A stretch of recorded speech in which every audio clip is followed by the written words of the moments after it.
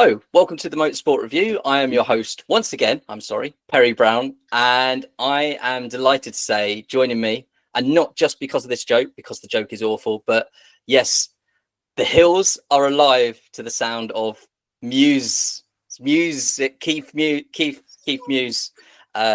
So sorry. I'm so sorry. It doesn't get better than that. Keith, how are you doing? Well, you know what? I'm so pleased I am keeping the, alive with the sound of music, but also, I must admit that was music to my ears to find out I'm the one. So I hope if you're listening at home, let's stop it. So thanks for having me back again, Perry. And I promise to try and keep it on track tonight and not hold the time up so people go, Keith, you've been on for 45 minutes, go to sleep. Yeah, I regularly get that. Try not to hit 1 hour 30 again. Trying to be better, trying to be more streamlined. Streamlined. Yes. Hopefully we'll keep it amusing. I've got loads of these, and we'll keep it direct to the point, as you say, and straight to said like the hills are alive. This is one of my favorite tracks that Formula One go to.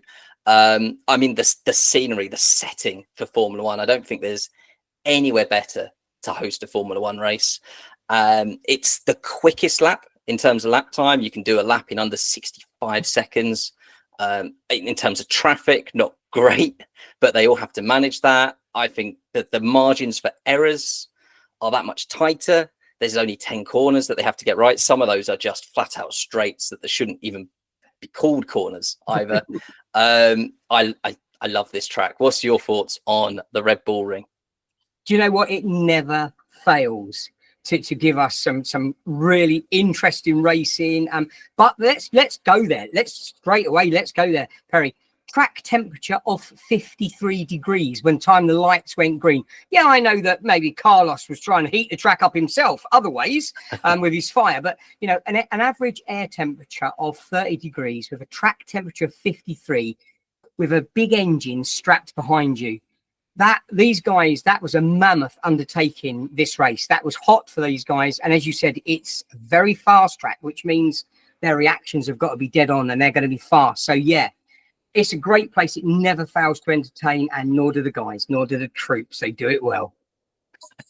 No, absolutely. It was almost a surprise. I was adamant that this was a sprint weekend because from the start of sprint races, Austria's always had a sprint race. This is the first year we've come to, and they haven't done that. So, I mean, as you say, it always delivers good racing. It seems like an obvious choice, therefore, to have a sprint race. But this year, opting not to go back and have the sprint race here. So, yeah, a little bit of surprise with that myself. But luckily, I think the race did deliver. We got overtaken. We got a cracking battle.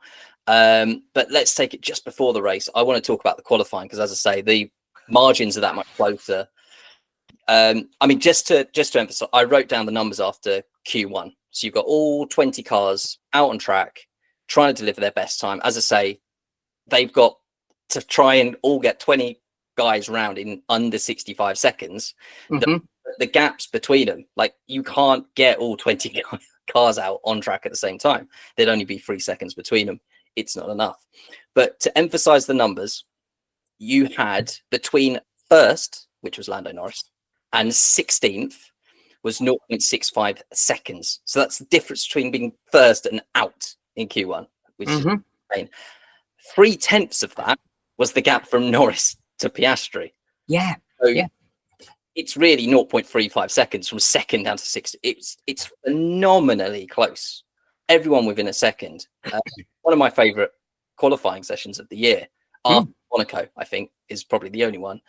What did you make? And we'll get to Norris's lap in Q3, but qualifying, what did you make of that? Yeah, again, I'm with you because that qualifying, that the margins were so small. They were a wheel slide. They were a bump of the curb away from losing pole position. It was a reaction time. It was setting up a corner time. There was no margin for error. When we are this close on the grid and you've got a midfield and a top of the field that are that close in times, this means you've got to be on top of your game, or you go from Q1, you could be at the top of Q1 to being out before in the blink of a second. And we saw some names disappearing, and we saw some names under threat that were literally just putting a lap in to get themselves into the next qualifying series. It was hard work, very hard work. F1 in 2025 is so close as well, as you say. Mm. There used to be years gone by where you could almost miss Q1 because you knew the Saubers were going to be there, Mazepin would be there, and you'd go, right, okay, now we've got them out of the way, we can get to the real stuff. 2025, you're losing a Tsunoda probably. Yeah. Even like, Sainz goes out in the Williams and you go, oh, that's a shock. Then Hulkenberg in a Sauber goes out and you go, that's a shock. Stroll goes, maybe not. Yeah. People do support Stroll, but everyone that goes out in Q1, you think that's a shock. Yeah, and then you see a Bortoletto and you're thinking, where did that lap come from? It was a phenomenal performance from him to get to Q3. Qualifying alone, Perry, was like watching a race on its own. It was that interesting. You were sitting there on the edge of your seat thinking, this is close. This is very close. So, yeah, it made a great, interesting qualifying Saturday. It really did. And I know a lot of people then look at Q3 and go, well, it wasn't the real result. And we were all looking and waiting for those final lap times to come out. And, of course, half the drivers perhaps didn't get the chance to set a time because of Gasly's spin and the yellow flag. But I want to highlight here, Verstappen was one of the drivers caught out, amongst others. I'm not singling him out for any other reason than we've sat here on this podcast before and said the execution of Red Bull, right? Azerbaijan last year, for instance, there was a late yellow flag in Q1. Lando Norris knocked out his 16th because he didn't get the lap time done early enough. This weekend, opposite way around, Lando Norris got the lap done. Got the banker in about him on pole. Yeah.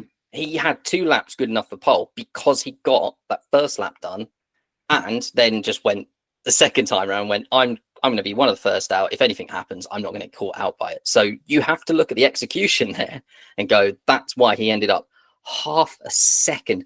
We just said about the margins, 0.6 from first to 16th, 0.5 ahead of Leclerc.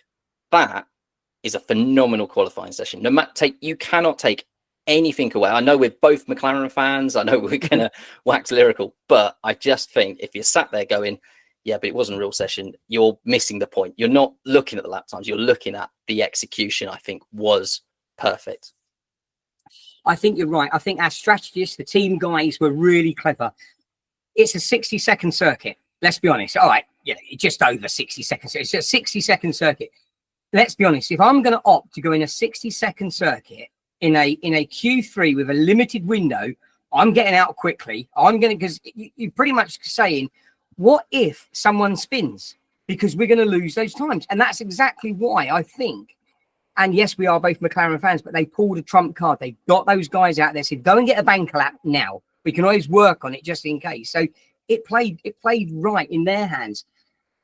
Bortoletto did get a lovely toe, though. I'm going to keep on with that because, Max did realise, and, he gave him the toe. He even said, I gave him the toe so that he could, push himself over. So there was a lot of sportsmanship as well as a lot of gamesmanship going on as well. Absolutely. It's a mix of both, isn't it? It was really nice nice to see. After Verstappen, I think, got a toe off Alonso another race before, so they're just paying it round the odds. Now Bortoletto, next time he gets a chance, he'll go on Bearman, you have a bit of my time. Go on Ollie, you have a go as well. so yeah, let's get into the race then. So we covered qualifying, we covered how close that was. I mean, we can't go anywhere else other than the McLaren fight, the duel. I mean, I was speaking to Jason, who's been on this podcast before. I said, good session for your guys, as a Ferrari fan, second, fourth, they can do something from there. I said, I actually hope Leclerc either keeps second or gets first. I wanted to see a race. Fair play to McLaren. They get a really good start and they're 1-2, and they had a battle to themselves. So Leclerc was out of it a bit. We'll get to Ferrari instead in a bit later. But from there, immediately, we're into the McLaren duel. And it was 20 laps of back and forth. What were you watching it the same way I was? Like this? Yes, I absolutely would. Perry, I cannot lie. Yes, everybody knows that Keith is a McLaren fan, big time. Did I enjoy the infighting? Ish. Did I want that infighting? No. Was I getting a little bit concerned that they were going to take each other out? Yes, I really did. I was willing Lando to break the toe, but at the same point, it was like, come on, Oscar, you can do this. And then it was like, well, actually, if Charles got in between them, it would settle down a little. So there was all these mad thoughts. But then, of course, even on that first lap, when we got that window shot, and then you look into turn one, and all of a sudden we hear a noise in the back of the television, and we find out that Kimi and Max have decided that we don't want to do it. It's a bit too warm today. We'll have a rest day. So into that turn one, that pinch point of turn one, we've got that first, and then I'm thinking, right, safety car, full course yellow. How's this going to play out? Will this give Lando an opportunity to get that jump? But of course, what we knew is it was going to just give them both the opportunity to keep fighting. Absolutely was. Yeah, I watched the onboard of Leclerc through turn one, and it was like when you play the F1 game and you've put the setting up too high, and this team just drive around the outside, you go, that's not fair. It was such a good run by Piastri that I was like, he's gone. One corner, gone. So, they put themselves in a really good position straight away. And then, as I say, the back and forth, because they had to do there was a safety car. They had to do a safety car restart. And I thought Lando absolutely nailed it. I'll give you that. It was as if, he's watched everybody else. He's been sat behind others. He's certainly been sat behind Max quite a few times on those restarts. And I was a bit like, how is he going to play this? But you're right, he did. He got that window. He nailed it. And he just literally went for it. And it was pedal to the metal. And let's go for this. We're going to do it. And what a cracking restart. It was, but crucially didn't break the second, as you say. And then it's such a big advantage, when you've got 3 DRS zones along these long straights. They're not just little piddly like zones, like Monaco, for instance, the start straight there, where you just get to keep like a 10th.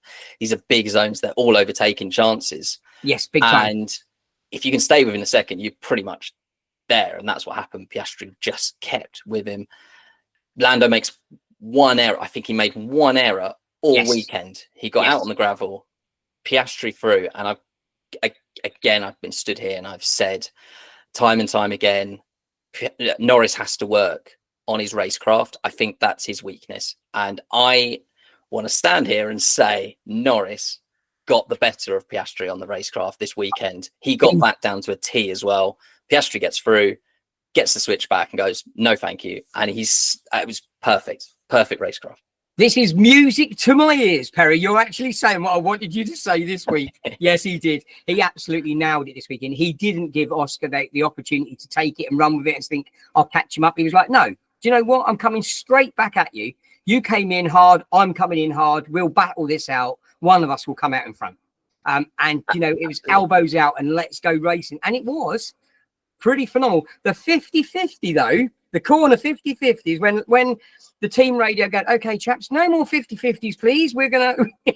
I do think that... I know that Daddy Zach lets the boys go out to play and they're allowed to play racing. Okay, he lets them play in a happy family. But I do think that was quite a wise call. Race hard, race fair, but no more 50-50s where you could have took out both cars. That's just common sense for the driver championship, but more importantly for us, for the manufacturers championship. We can't really afford at this game to start taking each other out. We've got a great points lead. We don't need to start losing that because we're being silly and we're not racing properly. That's my opinion anyway. No, I completely agree, because I think McLaren got every radio call, every radio chatter, everything perfect. As you say, that when Oscar went for that lunge, even I was watching that going, I said in our group chat straight away, I was like, that was too late. That was too much. And McLaren, again, they didn't call it off. They didn't go, right, Oscar, punishment, you're going to have to sit and finish his race P2. They just said, look, direction from the pit wall, i.e. big boss Andrea Stella, said that was too much. That was too marginal. No more of that, please. And then after the first pit stop, again, Lando seeing that and going, right, well, he's going to have a flat spot. I'm going to make him sit with that. If he wants to do the overcut, he's going to have to sit with this tyre that he's just stressed out through turn 4.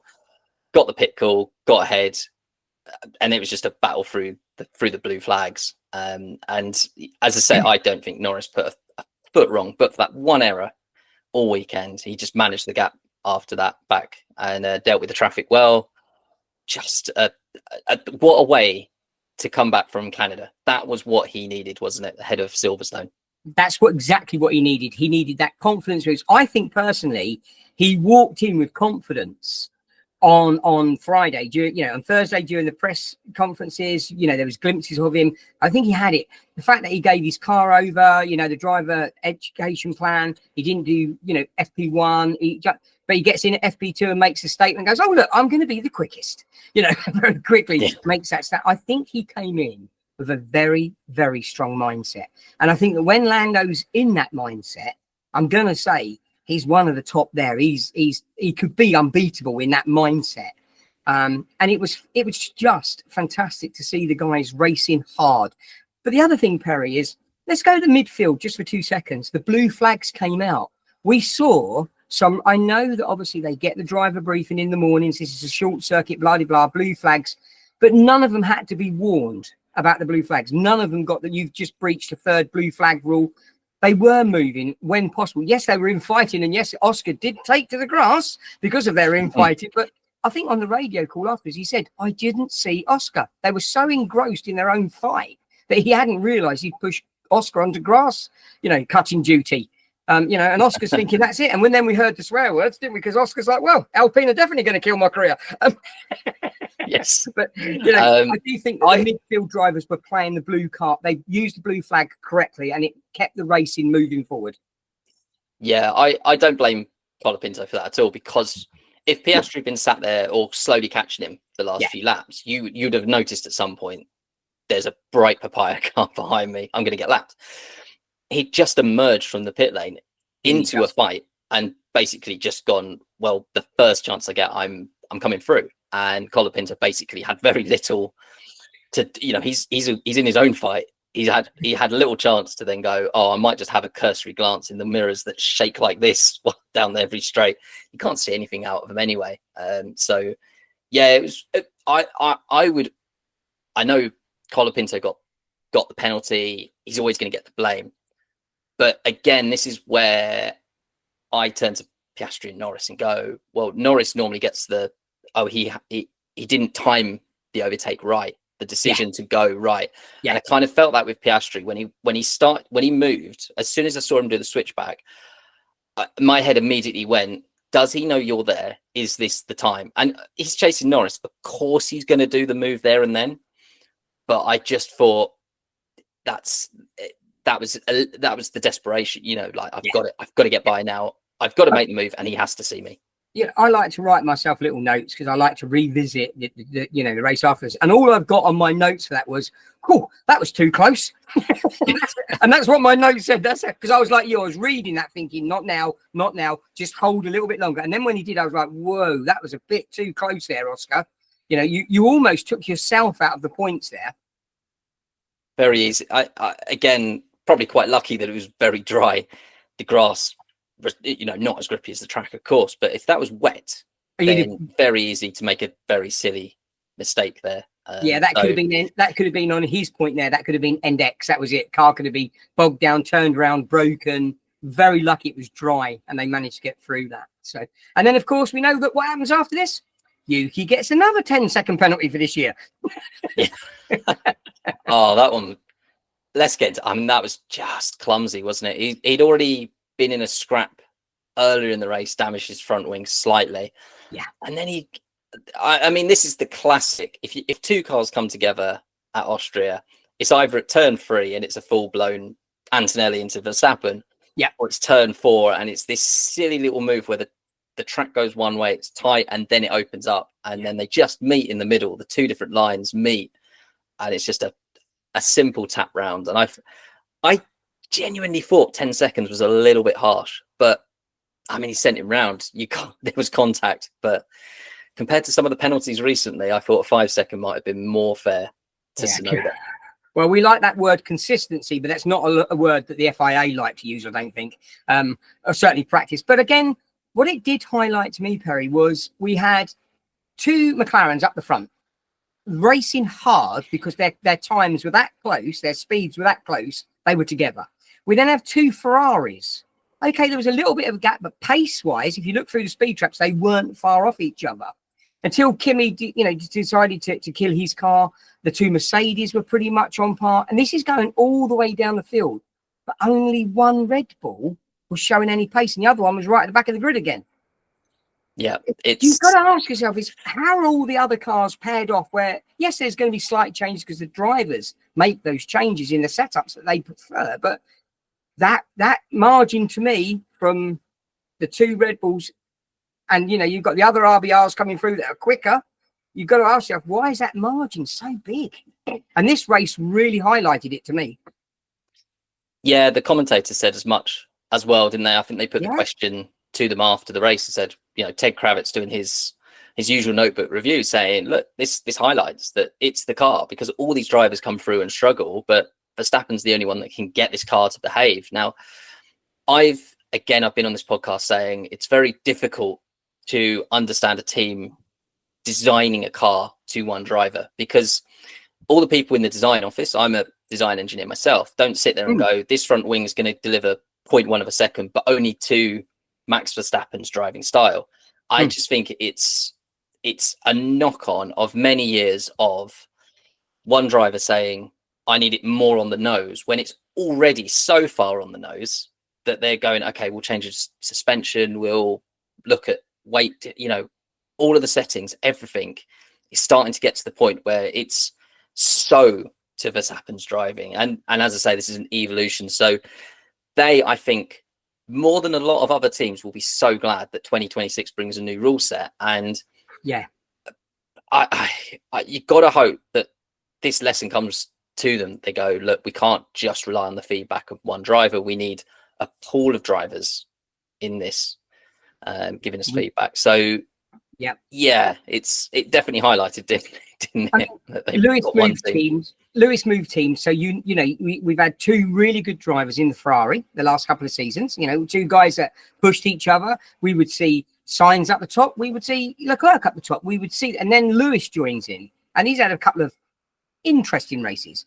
But on this one, on lap 53, he puts in the fastest lap. Lap 53, Lewis posts a really, really good fast lap. So even that car is definitely being developed for the two drivers, between the two drivers. And it just shows that there is that coalition. They are working together to make one car work for two drivers with individual tweaks. So the one car model, it's not looking good for me. I mean, they would probably argue that, and I expect if we've got Red Bull fans listening into us tonight, they're probably going, oh, you two haven't got a clue what you're talking about. But you're a design engineer. And, and I'm a coach. I've been a team coach for many, many years, having to take, a top player and a bottom player and putting the two together and making them perform. So, and coaching that through people, you've got to have a central place to start. You've got to have a baseline setting. And where's that? Where is that?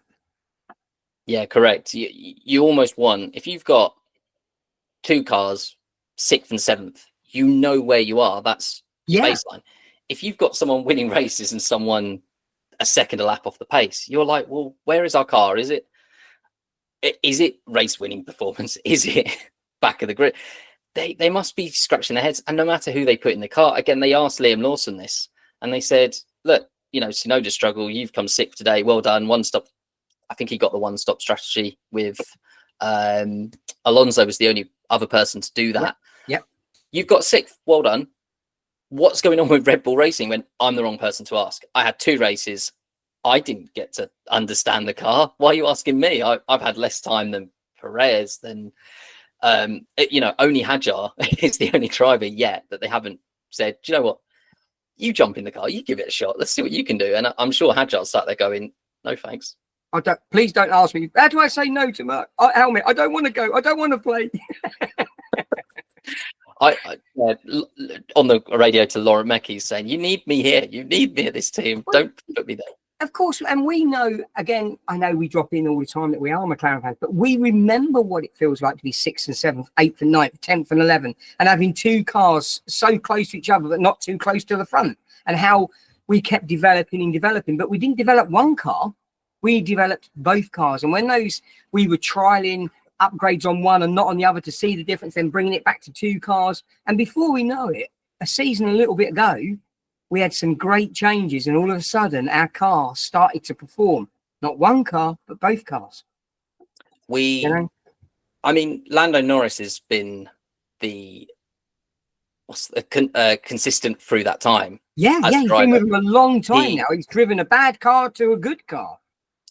And he's, again, baseline. You talk about that baseline. So every year when he started alongside Sainz, got 2 years, and then Sainz decides for whatever reason he's going to go to Ferrari, who at the time were, contesting race wins, and we just weren't. And we get Daniel Ricciardo in. Excellent. We all love Daniel Ricciardo. And then he struggles. And you go, well, he's adapting to this car developed by Sainz and Norris. And again, then Daniel Ricciardo moves on, and Oscar's brought in. And it's like, oh, well, he's adapting to a car that was designed by Norris, Sainz. Ricciardo's had a hand in it as well. And for all these changes, both drivers, again, have been very similar. But you sort of give them time. And as you say, Hamilton at Ferrari is driving a car designed and on the feedback of Leclerc and Sainz. We're never going to expect him to be as quick as Leclerc. Just a fact. I don't think this year. So, I mean, let's get to Ferrari, because Leclerc put manners on Hamilton again, if you like, in the race. But I think overall, it was a really strong, really good weekend for Ferrari. They should be happy. I think they maximised that. They won't be happy with the gap to McLaren, but I don't think 9 teams are happy with that. So take that away from their there's weekend. 19 other cars that weren't very happy about that.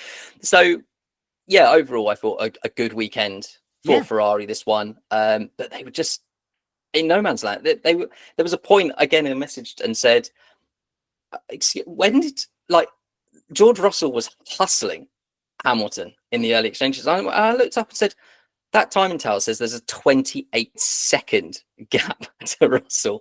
When did that happen? They just ran their race. They must have been so lonely. I think, and that's what I think. And when you look, when he was in the pen at the end of the race, and they got Lewis in the pen, this is the first time in a long time I've seen the guy with his shoulders up.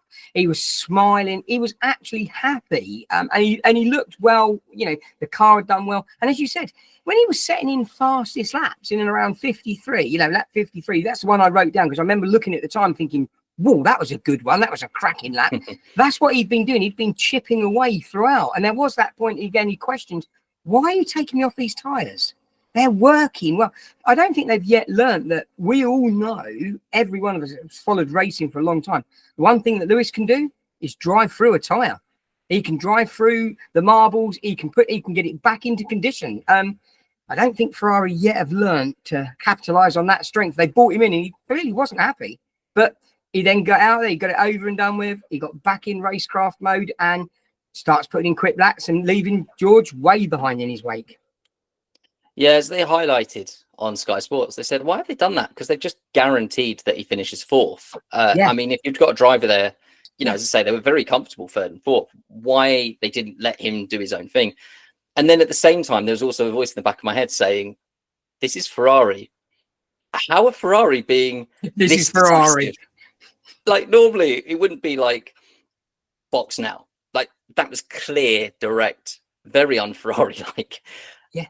Normally it would be box now if you see a cloud shaped like the McLaren logo in the sky. But if you see one that's actually bird shaped, then box in 3 laps. Also, if you see a blade of grass flying through the air, then maybe just don't box at all ever again. This is Ferrari that just managed to confuse everyone and everything. Yeah. And suddenly they were just really decisive at the wrong point. Yeah. In the past, we've heard box, if you think you should, but how do you think the tyre's going? Should we go from plan A to Z? Which one do you think? And then all of a sudden, just box. Very cold, very calculated.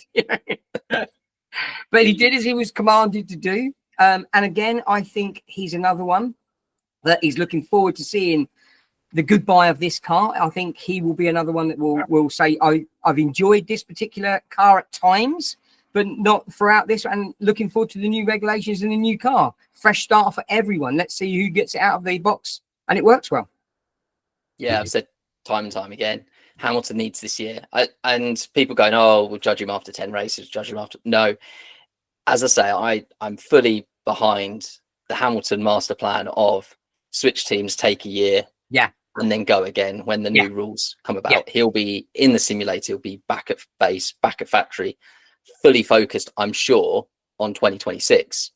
And I think he'll do a Lewis. I think he'll do a Lewis of the old, Perry. I think what he'll do is he'll go back to the factory, and he's one of those drivers that we know. And I know this is kind of portrayed in the F1 movie, which I'm sure will be a whole new podcast. But he is one of those drivers, of course, that will still be in the factory at 1 and 2 o'clock in the morning, data crunching, working out what's going on, and working with his engineer, saying, well, what if we tweak that? We know that from the old Lewis. He will put in those hours, and he will be the last one to leave the factory. And I think that's the 26 car is going to give him something to put his teeth into again and use his skills that he's clearly still got. But let's use those skills and bring this car to life. So it'd be interesting to see what happens. It really will. Yeah, I can't remember what race it was this year, but there was a short video of Max Verstappen arriving at the track. And he goes, look, that's Hamilton's car. He says, that's the two. You got a 7-time champion and myself a 4-time champion. We're the first ones at the track. What does that tell you? Exactly. They are the first ones there and the last one's out. Yeah, and that's exactly, and that's because they've both still got that want and that desire. And they're not just race drivers, are they? Come on, these guys are masters at their craft. They build that car around them. They build their strategy. They work with their team. And I think maybe next year, Lewis will have a better relationship with his race engineer. They'll know each other a little bit better. They'll get to talk to each other during the summer break and maybe work out some of the gremlins and the communication barriers that they've got. Who knows? Will the second half of this season be as interesting as the first half? We've got to wait and find out, haven't we? We have. Yeah, and again, coming to Silverstone, where Hamilton has dragged some results out of Mercedes that did not want in the last few years to get a result, obviously to a win last year, which I think surprised a lot of people. So if anywhere he's going to drag a performance out of a Ferrari, I think this weekend is the one to do it. But let's wait and see on that, because I think based on this weekend, first and second seem pretty tied up. And Verstappen might be on a bit of a charge, because he might be a bit fired up having retired on lap 1. So let's talk about that a little bit, because it seemed pretty, I say innocuous, they're both out of the race, but it's just a rookie error. He got Antonelli gets the braking wrong, free place group penalty. I think all was fair. There was that, they came out afterwards. He said sorry. He said sorry immediately, but he also went and found him. Yeah, he went and found him straight away. And apologized for his rookie error. And evidently they had a chat about it, and it was like, look, don't sweat it. It happens. It's okay. That's the side of Max we need to see more of. It's always interesting when you see, like when they're at the premiere of the F1 film or having a dinner or something. Max Verstappen is normally the one with all the rookies around him, which used to be Hamilton's role. He used to be the one with all the rookies and telling them things. And there's got to be a reason that they gravitate to him, and I think he is very good. I think there's a side to Verstappen we don't see, because he just seems like this boisterous hothead. But to the drivers, there's a huge amount of respect, and I think Antonelli was very somber about the fact he'd taken Verstappen out, because one of the things I was looking forward to on Sunday was Verstappen coming back through the field and seeing how far he could get towards the Ferraris.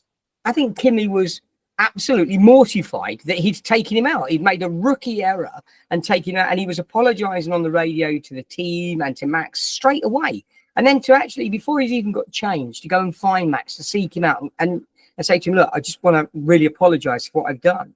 So yeah, there is clearly that side of the Max that we don't see, that the drive, but then I don't think they want us to see this. Like Drive to Survive, we've been manipulated at times as fans. It's very easy to get us to love somebody or hate somebody, because it drives up ratings. And they can orchestrate the sides of people that we see, and they make sure that the press stuff that we see is the worst, not the best. But yeah, I saw a graphic after this weekend, literally came out about an hour before we went live, showing how many race wins Norris had from pole position compared to Charles Leclerc. And I thought, it's rage baiting. That's what it is. They're trying to get reaction. All the Charles Leclerc ones are obviously going, yeah, but Norris has got a rocket ship.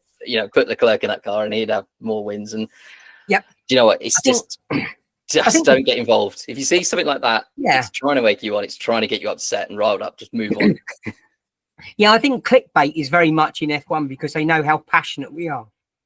So clickbait makes work for them. So That's it. Click. They get paid for clicks. So, They do. They get played. They get played for clicks every time we hit a link on Insta, Facebook, Twitter.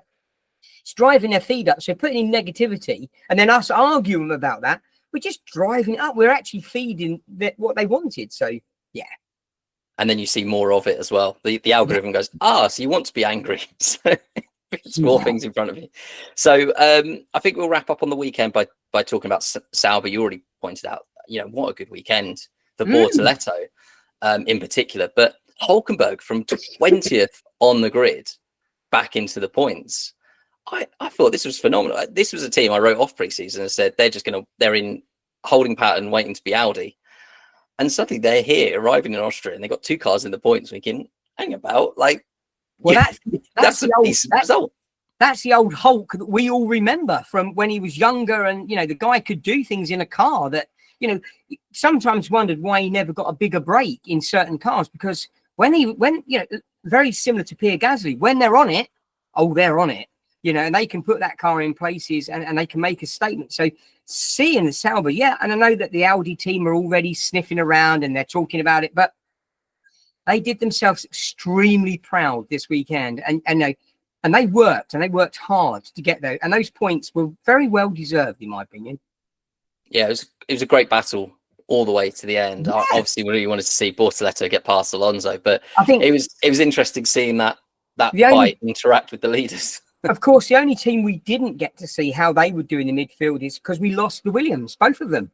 Yeah. So, very, very quickly. I mean, what on earth happened to Carlos? I don't think, when he come down pit lane and then the car was on fire, the brakes had locked, or they're not sure what happened.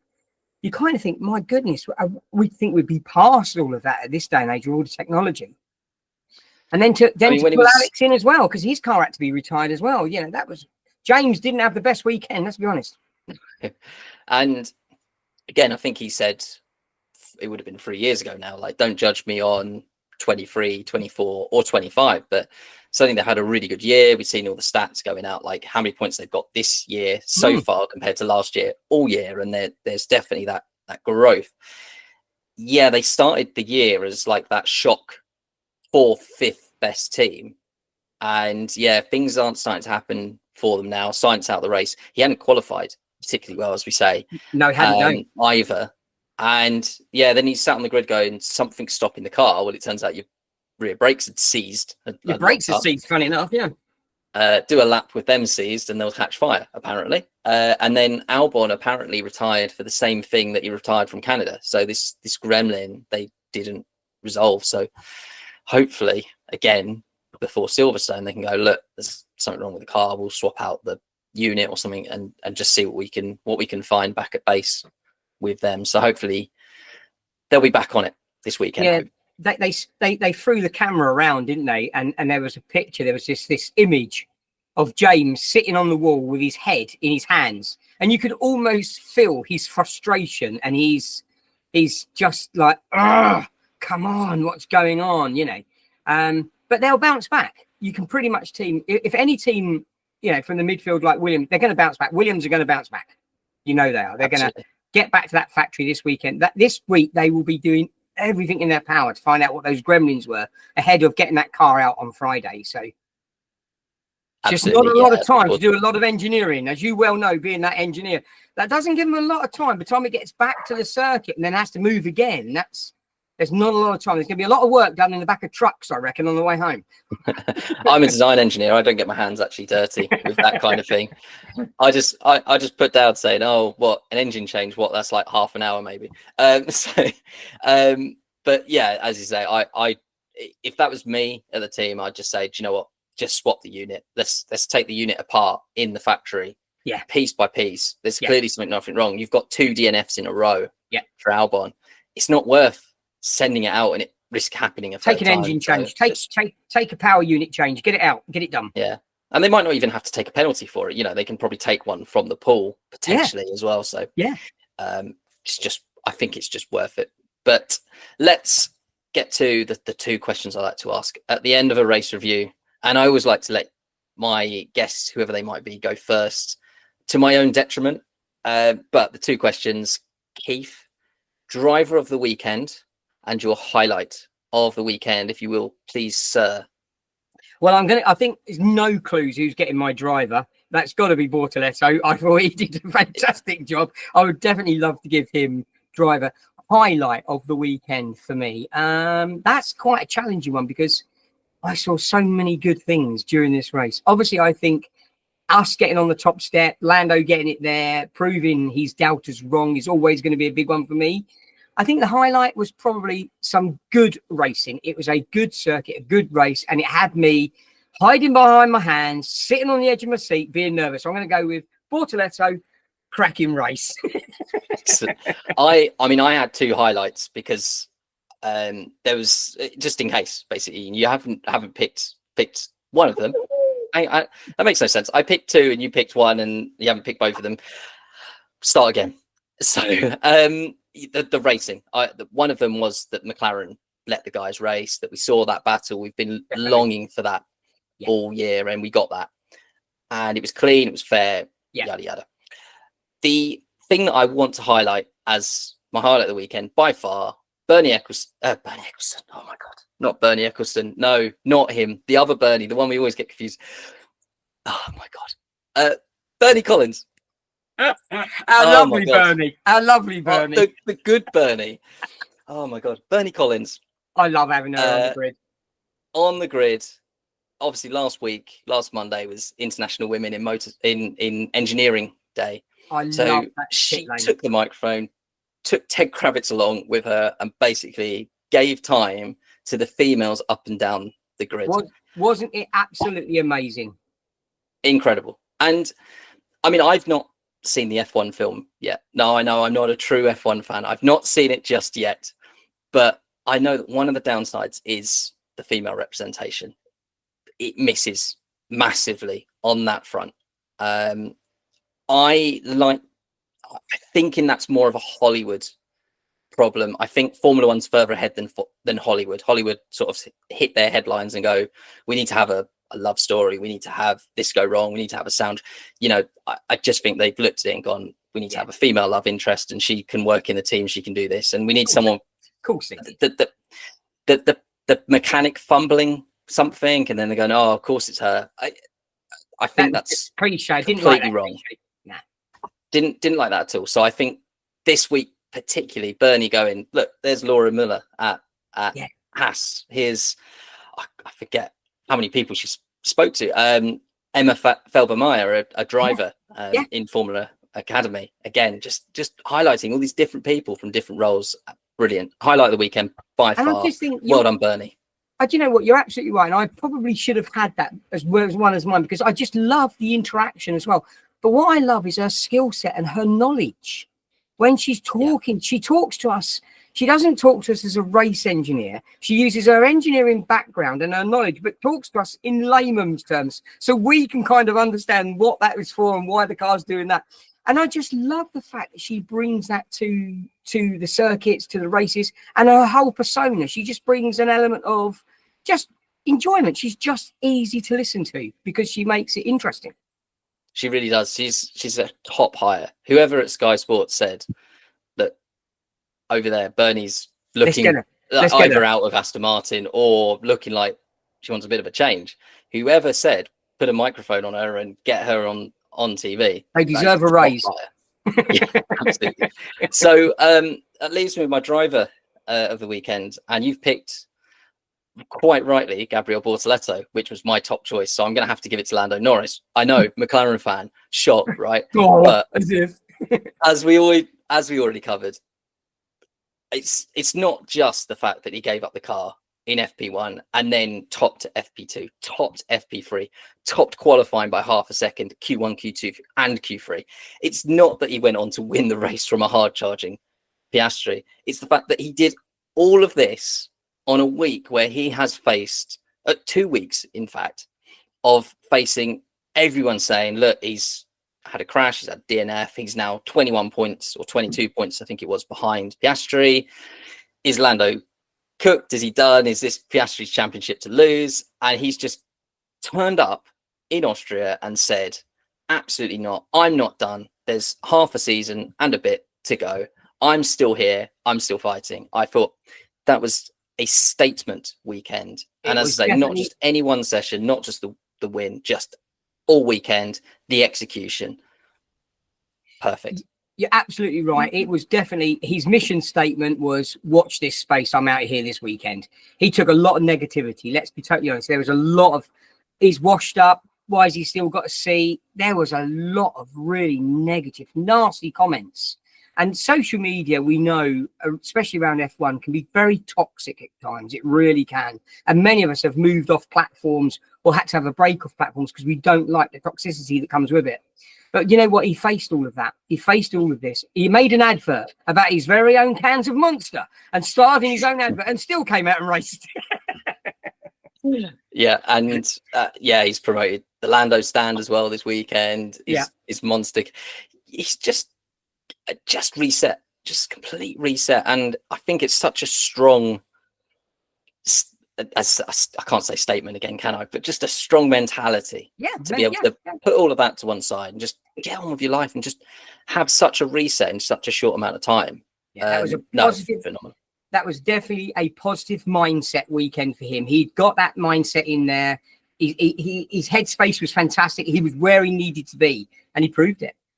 Excellent. Right. And hopefully game on for the rest of the season. Let's do this. We can have a two-way fight because I think I don't want to say Verstappen's out. You never count him out, but it's now looking like it's between the McLaren drivers, perhaps. So let's see. Constructors is a little bit, maybe it's a fight for second, but we don't mind that, do we? So again, we don't mind anybody coming second place to us at all. No, it doesn't matter. We'll embrace their second place.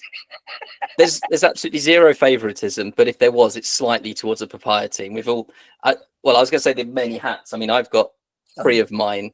You've got just a few. So it wasn't that obvious who was spawned. But anyway, regardless, and of course a papaya shirt on as well. Yeah. I at least stayed neutral, like my top. It's close to a Red Bull top. I tend to turn up on these podcasts and different things that I do, and I generally have always got something McLaren on because why not? Yeah. I try not to. I'm like, oh no, I'm going to completely remain neutral and then put all my kids in the background. This is going off on a tangent now, and people on the podcast going, Keith, do we really need to know about your wardrobe? They my do, kids actually say to me, Dad, have you got any clothes that aren't papaya or haven't got McLaren written on them? Dad, can't you wear something normal for once? I'm clipping this and send it to my wife. She says the same thing. You might as well not have any other clothes. You just wear papaya. So you're not alone in that. So anyway, let's call it a night there. Keith, thank you so much for coming on and discussing the Austrian Grand Prix. It's always a pleasure. Well, thank you very much for asking me back. To the fans that that like the podcast and think, oh God, it's him again. Thanks for bearing with us. It was good fun. I loved every minute of it. Yes, I was going to go with it's amusing. It's always amusing, but I can't think of any. No, there's no more jokes now. Yeah, no more puns. We'll come up with something better next week. I'm really sorry for them, but no, thank you so much to yourself, Keith, for joining, and to everyone listening at home. Thank you so much. Please do all the usual, like, subscribe, tell one person, go to your local coffee shop and just say, oh, by the way, you like F1, or if you don't, just make them listen to it. Go to a pub and they've got the jukeboxes and you can recommend and say, oh, I'd like to listen to this. Just say, can you turn the TV to YouTube and we'll watch Harry's podcast. Drop us a thumbs up, drop us a like, and get us out there. Come on, ladies and gents, we can do this. I hate doing that bit. I really hate doing that bit. I'll be the marketing guru. Let me do that bit for you. Ladies and gents, I need it. A thumbs up or follow us, to keep us going. Excellent. There we go. This has been the Motorsport Review. Thank you for listening and have a good day. Goodbye.